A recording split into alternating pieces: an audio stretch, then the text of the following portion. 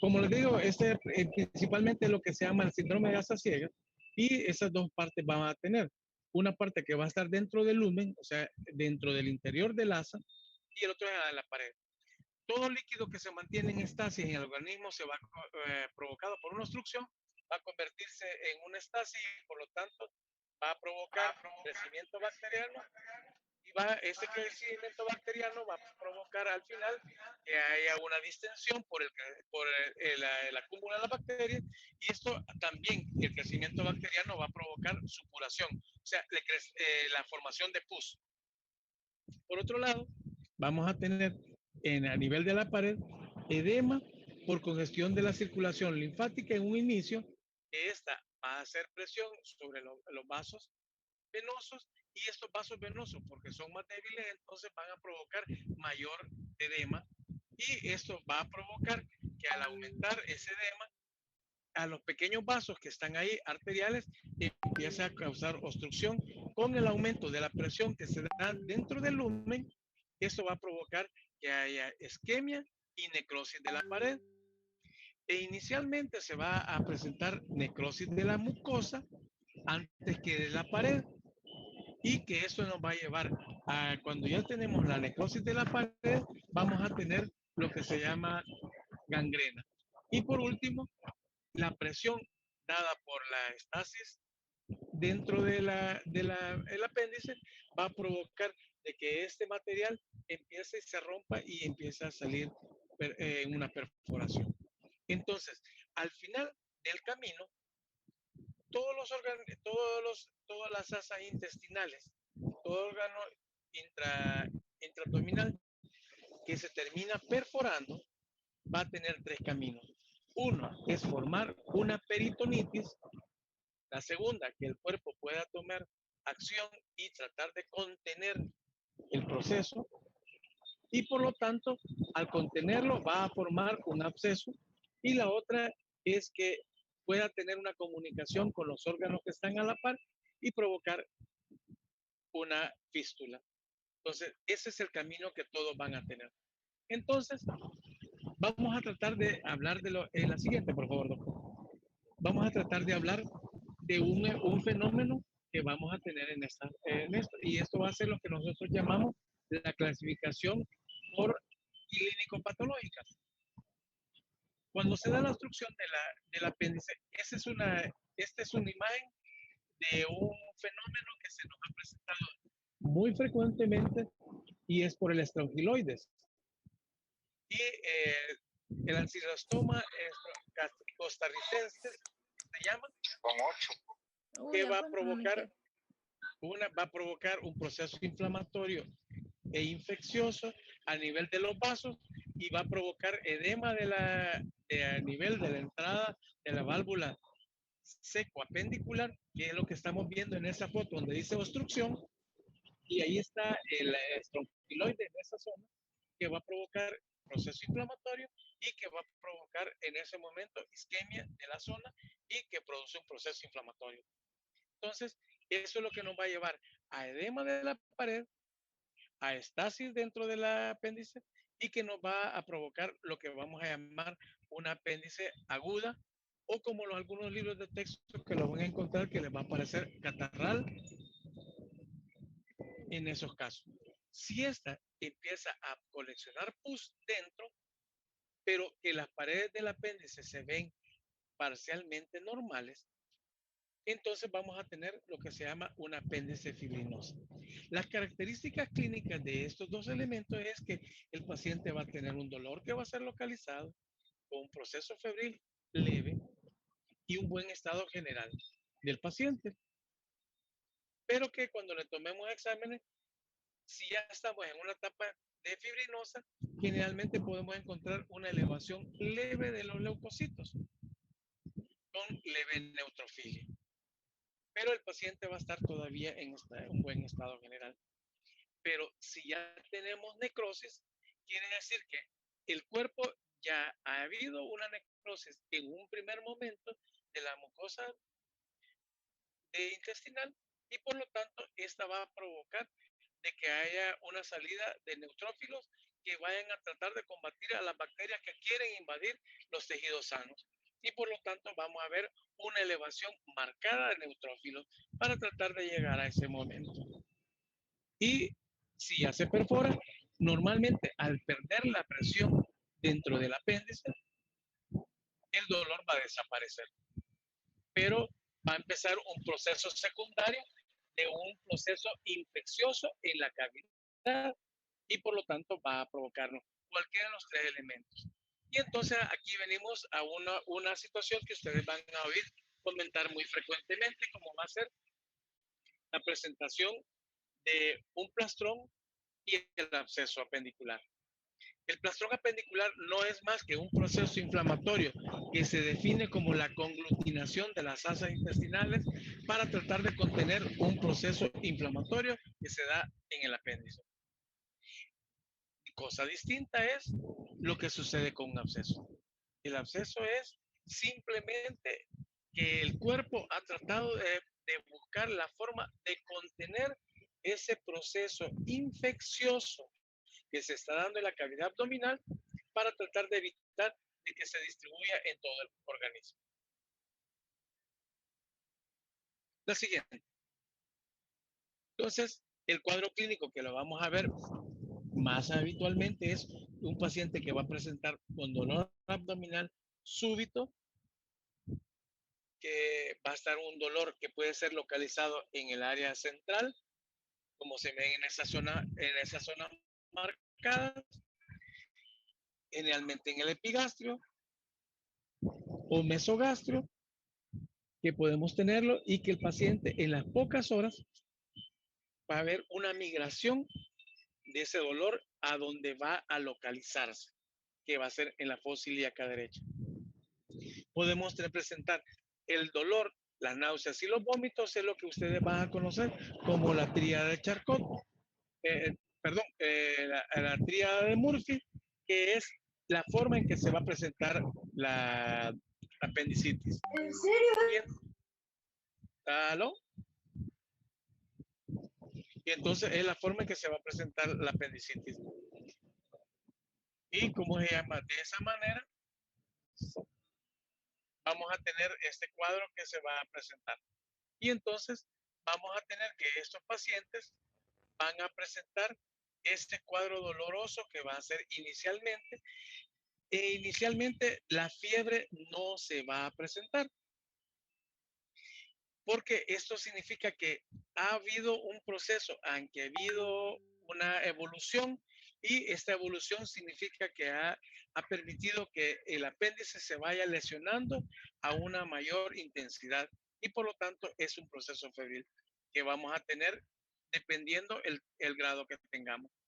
Y vamos a tener hiporexia, que significa que el paciente va a tener una disminución de la necesidad de comer. Y podemos presentar constipación, que normalmente en estos casos la constipación es debido a que el paciente va a sentir la sensación como que quiere ir al baño, pero no puede. Y quiere ir a defecar y no puede. Y está como que tuviera un malestar y no sabe a definirlo a qué. Entonces, la siguiente, por favor.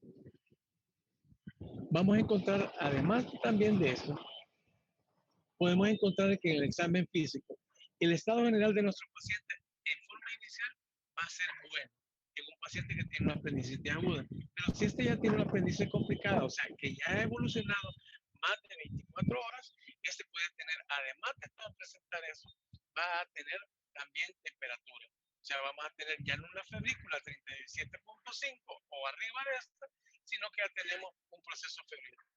Y en el examen físico vamos a encontrar también signos específicos ya de dolor, que va a ser el McBurney y el signo de Robson.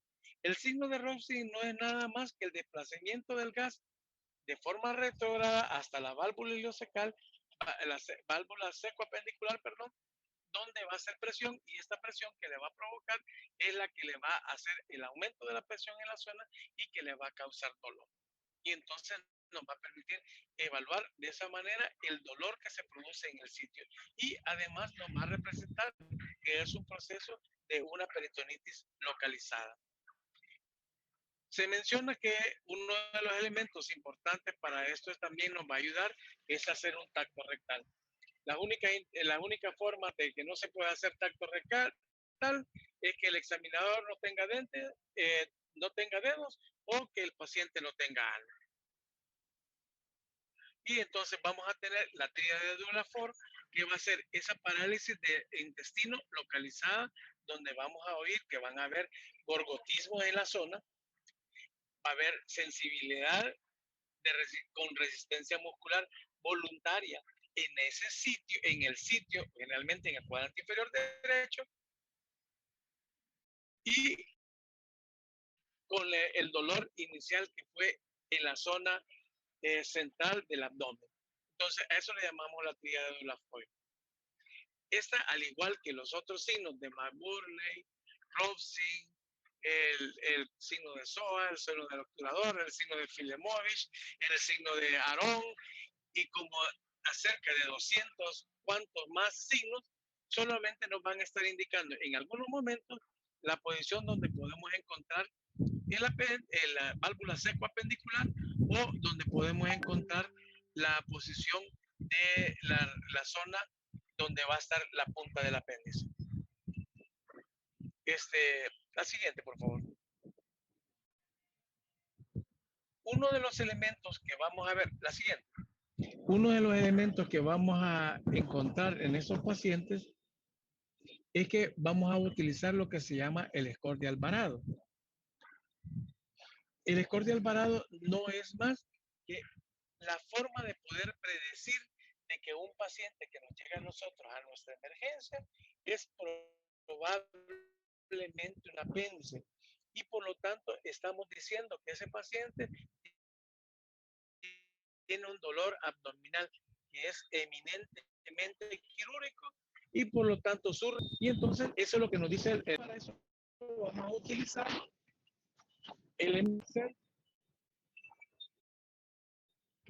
elementos como van a ser el,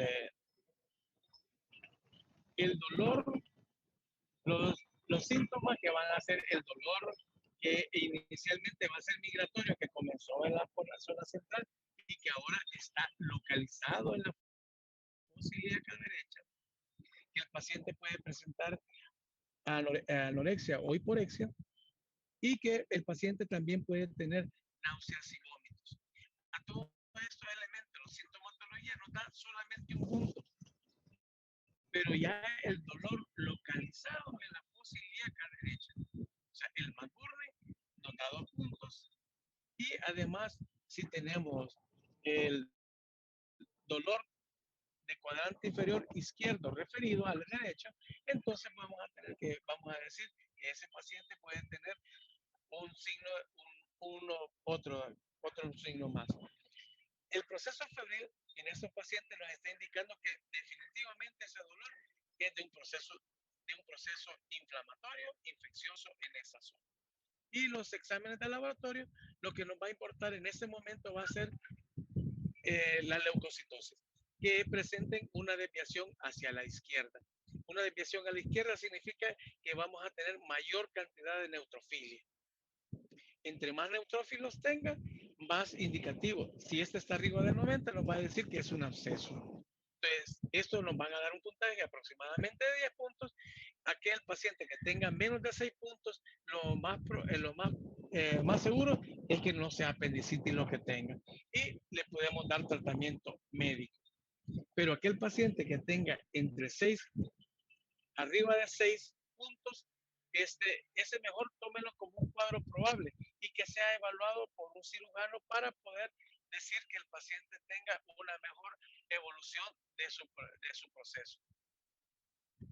Y vamos a ver, además de también en esta situación, es que vamos a decir que en esos casos, vamos a decir que un paciente que tiene arriba de 8 puntos es muy probable apendicitis y por lo tanto debe ser valorado en un lugar donde va a ser operado por un cirujano.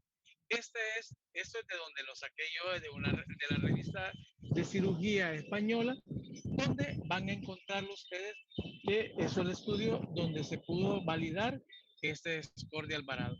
Esto además lo van a encontrar ustedes en las guías clínicas del MinSal, que les sugiero que las revisen también. Y entonces van a encontrar que todo paciente, hombre, que tiene más de arriba de 6 puntos, tiene un gran porcentaje de probabilidades de que sea una apendicitis. En cambio, las mujeres y los niños, generalmente cuando están arriba de 8, sí ya tenemos una validez de ese cuadro que nos puede decir que el Escordia Alvarado sea lo más probable una apendicitis. Entonces, en eso. Bueno, la siguiente. Vamos a tener ahora que, como les decía, el cuadro de apendicitis, vamos a tener un proceso que va a ser eminentemente inflamatorio y un cuadro que va a ser eminentemente ya perforado, que va a la perforación y que ya hay salida de bacterias a esa cavidad abdominal, que es una cavidad estéril. Y por lo tanto vamos a encontrar cuadros que nos van a permitir. Generalmente una de las situaciones importantes es el tiempo de evolución. Un paciente que tiene más de 24 horas de evolución de dolor abdominal localizado, vamos a tener, en esos cuadros vamos a tener, el paciente va a tener un cuadro de apendicitis aguda en esos casos. Y va a ser, pero cuando el paciente no tiene, cuando el abdomen, el dolor abdominal comenzó en una parte central, no está localizado al abdomen, a mi abdomen inferior, generalmente podemos decir que ese cuadro es de una, si está a nivel, comenzó el dolor a nivel central, es de probablemente agudo y el otro es complicado. Si la progresión del dolor va a que el paciente está en un buen estado general, generalmente es agudo, y si hay un empeoramiento del dolor o un periodo donde desaparece el dolor y luego vuelve a aparecer, generalmente es de un apéndice complicada.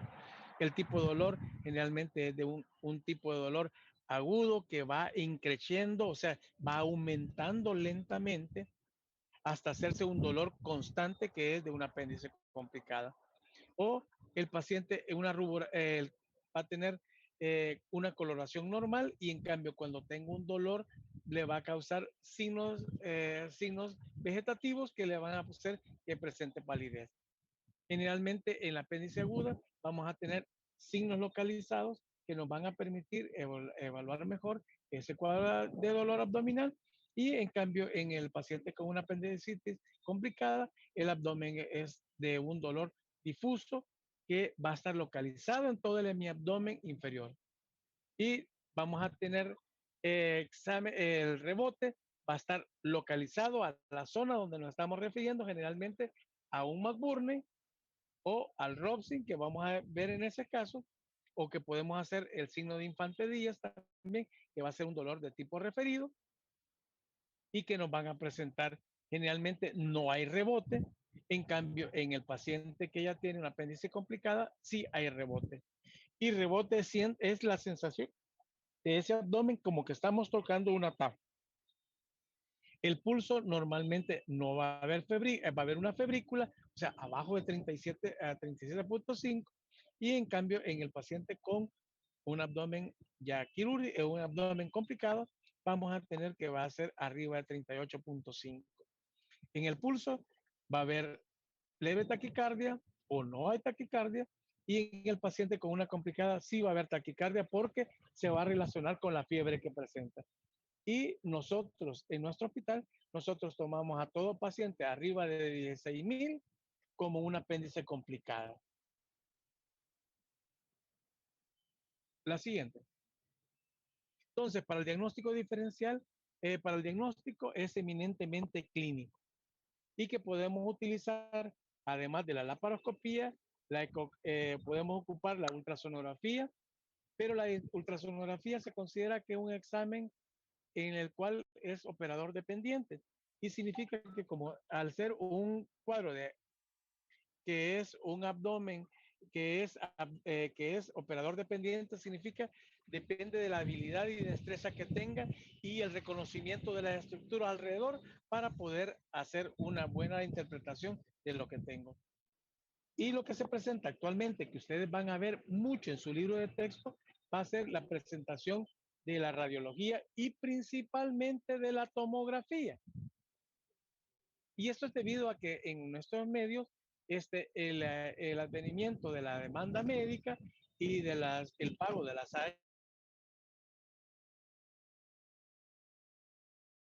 servicios de salud, entonces para poderle cancelar al médico necesita tener evidencia física de que lo que estoy operando es un apéndice. Y entonces por eso se exige mucho el TAC y por eso van a ver en su libro de texto cuando lo lean, van a leer los signos que son eminentemente de apendicitis. Dentro de los diagnósticos diferenciales podemos tener gastrointestinales, podemos tener pulmonares, geniturinarios y ginecológicos que podemos tener. Y ahí salen una serie de elementos que vamos a valorar. La siguiente. Vamos a tener también que tenemos que tener cuidado principalmente para la apendicitis aguda, debemos tener mucho cuidado, principalmente para los pacientes que vamos a ver en los extremos de la vida, como son los niños y los ancianos. Y otro que tiene una particular estabilidad es en los pacientes que van a ser eh, las mujeres principalmente y en el embarazo. La siguiente. Y esto nos va a traer, la siguiente, y esto nos va a traer que nosotros tengamos que tener mucho cuidado con ellos. Y por eso vamos a tener un signo que se va a llamar el de Ardel-Baer. El de Ardel-Baer es el movimiento que se va a dar debido al útero grávido que va a ir desplazando la zona del ciego a una posición cefálica, posterior y caudal del ciego. Y entonces esto va a provocar de que el apéndice se vaya moviendo dependiendo de esa cantidad de evolución. Y por eso que nosotros en ese momento como cirujanos, nosotros tomamos como importante el punto donde la paciente refiere el máximo dolor para tratar de identificar ese punto de Ardel-Baer para decir de dónde vamos a hacer la incisión. La siguiente. Uno de los debates permanentes que vamos a tener en esto va a ser el momento en que nosotros hagamos la apendicectomía, el tipo de abordaje, la duración y la cobertura de antibióticos, si le tomamos cultivo o no, si vamos a utilizar drenajes y en qué momento le vamos a dar el alta. Uno de los elementos que ustedes van a ver mucho en el hospital es que nosotros manejamos a los pacientes de forma ambulatoria. Y por lo tanto, al operarlos, restablecemos rápidamente la vía oral y el paciente tiene una muy buena evolución. Entonces, pasemos a la siguiente, por favor. Entonces, vamos a tratar de ir dilucidando estos elementos. ¿Cómo hago para el tratamiento del paciente? Y entonces, vamos a decir, el tratamiento dijimos que eminentemente es quirúrgico. Como el tratamiento es eminentemente quirúrgico, puedo hacerlo de dos formas. O lo hago de la forma convencional, que al momento, es decir, hacer una incisión, que la pueda hacer, ya una de ellas ya está en desuso, que es la paramediana, o Hallager, que ya es a nivel de una incisión a nivel de los rectos abdominales, lateral o los rectos abdominales, o hacer una incisión que se llama en parrilla o de McBurney, que casi la única presentación para hacerla es generalmente en la embarazada, porque esta me permite hacer un mejor abordaje de la zona si necesito ampliarme, ya sea arriba o hacia abajo. Y la otra es hacer lo que se llama, que ustedes van a ver más frecuentemente cuando entren a la cirugía, es lo que se llama la incisión de Rocky Davis. Y la otra es hacer un abordaje laparoscópico a través de dos puertos de trabajo y una cámara, hacer la incisión. Y el otro es a través de la línea media. Esta zona donde yo voy a entrar, donde voy a hacer la incisión para hacer ese abordaje, va a depender primero del estadiaje. Cuando le estamos diciendo de la estadiaje es aguda o complicada, o sea, si está edematosa, fibrinosa, o si es complicada, que estamos hablando de gangrenosa, perforada. Y vamos a tener que, además de eso, va a depender en el momento que yo haga el diagnóstico, de la posición que le considere que tiene el apéndice y de la experiencia principalmente del cirujano. Si el cirujano tiene la habilidad para hacer una cirugía laparoscópica, consideramos que el mejor abordaje al momento para un apéndice es hacerle una laparoscopía. La siguiente, por favor. Entonces, y eso es lo que para en esa época se presentó. Este es del 2000 y estas presentaban unos elementos que no la he actualizado y ahí disculpas, pero ya encontré el cuadro comparativo entre la abierta y la laparoscópica y ahora se consideraba que había permitía, la laparoscópica nos permite hacer mucho más cuadros de diferenciales y darles además manejo laparoscópico. Hay una mejor disminución del dolor postoperatorio y una de las cosas que antes se consideraba era que los pacientes necesitaban usar narcóticos para el manejo del dolor y actualmente estamos viendo que con acetaminofén es suficiente para poder manejar ese cuadro doloroso. Hay una disminución de la estancia hospitalaria. Lo que sí no hemos podido hacer es que haya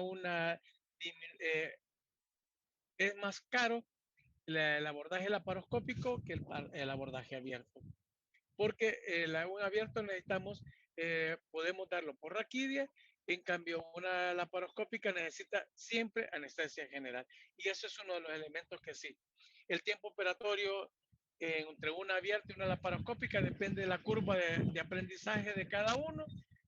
Y una laparoscopía diagnóstica, una laparoscopía, una apéndice laparoscópica, no podemos tardar 20 minutos con el equipo nuevos 20 minutos y una abierta igual 20 minutos. Entonces, eso, la disminución de los costos de uso de sala de operaciones, el tiempo quirúrgico sí se ha disminuido, pero el uso de aparatos y otros elementos nos hacen que se nos aumenten los costos. Y hay se considera que con la abierta hay una menor cantidad de formación de abscesos intraabdominales.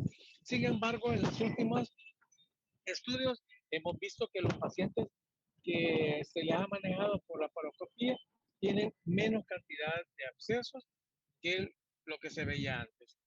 Entonces, es esa.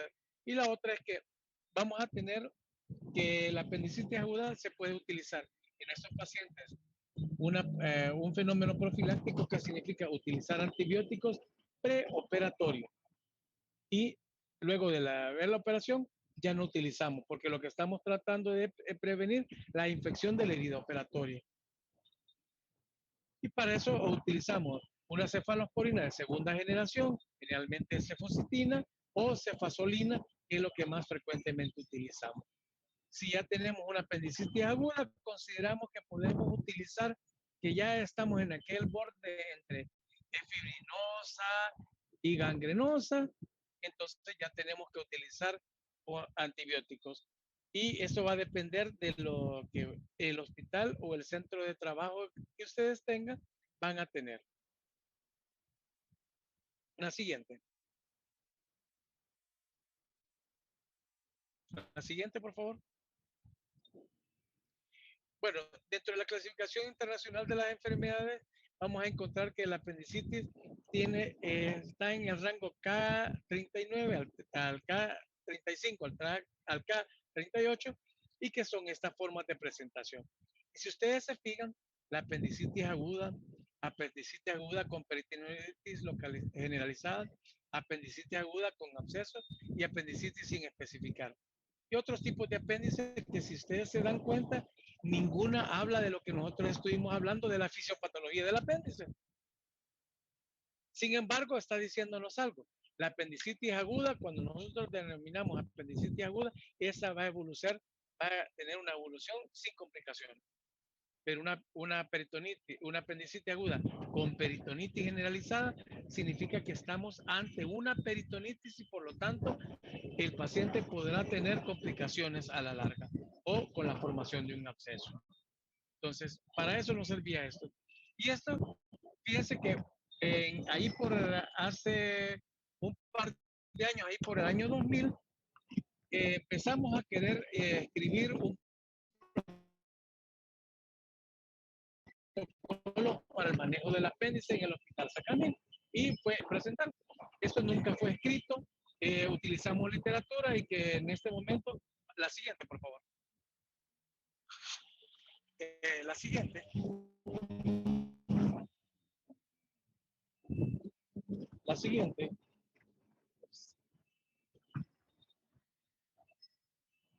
Berenice, ¿podría la siguiente? ¿Cuál, doctor? ¿Esa?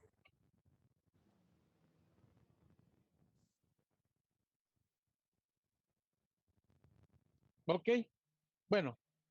¿Cuál, doctor? ¿Esa o la anterior? Para finalizar, eso lo encuentran en su libro, eso lo encuentran ustedes en su libro de texto. Eso lo va a encontrar en su libro de texto, esa parte. No voy a darle mayor pensamiento en la siguiente. Y me pueden buscar con gusto les ayudo con lo demás.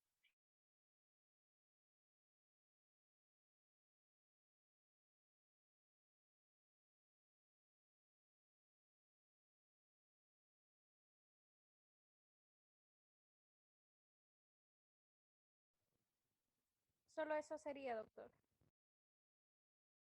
Sin tiempo, ¿verdad? Aló, creo que nos quedamos sin tiempo ya, ¿verdad?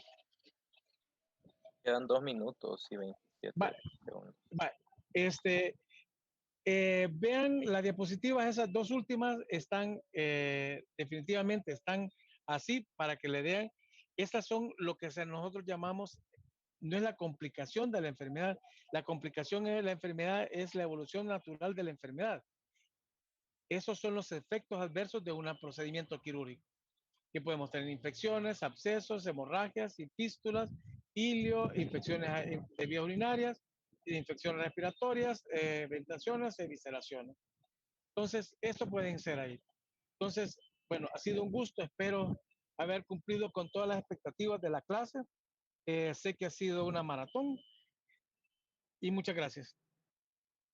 Gracias, doctor. Gracias. Doctor. Gracias, doctor. A las 3 de la tarde nos vemos. Gracias, doctor.